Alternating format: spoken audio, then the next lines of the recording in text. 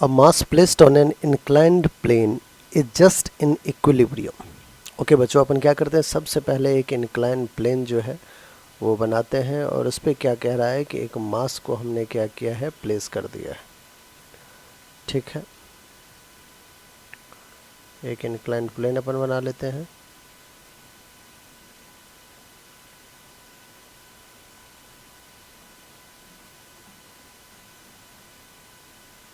और इस पे हमने क्या किया है, एक मास को प्लेस कर दिया है। ठीक, मास का अगर जो ब्लॉक है या फिर जो मास है उसका मास हम m ले लेते हैं, तो इसका एक वर्टिकल डायरेक्शन में mg फोर्स लगेगा। इसका इस डायरेक्शन में ये एंगल थीटा है, तो ये mg का साइन थीटा कंपोनेंट हो जाएगा। इधर नॉर्मल रिएक्शन लगेगा और इधर क्या आ जाएगा, mg कॉस थीटा कंपोनेंट। बच्चों सरफेस फ्रिक्शन वाला है तो टेंडेंसी मूवमेंट के नीचे है, तो इस डायरेक्शन में एक फ्रिक्शनल फोर्स भी लगेगा। अब सिंस इक्विलिब्रियम में है, मतलब रेस्ट में है, तो इस पे जो है स्टैटिक फ्रिक्शन फोर्स लगेगा। जो स्टैटिक फ्रिक्शन फोर्स लगेगा उसको कौन बैलेंस कर रहा है, mg साइन थीटा।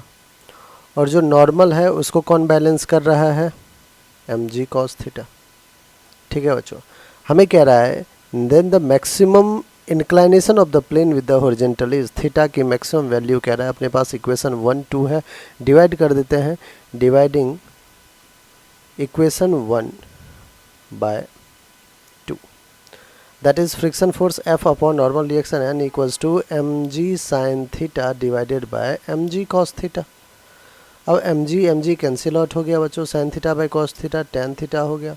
आते हैं फ्रिक्शन फोर्स क्या हो गया, static friction force mu s into N.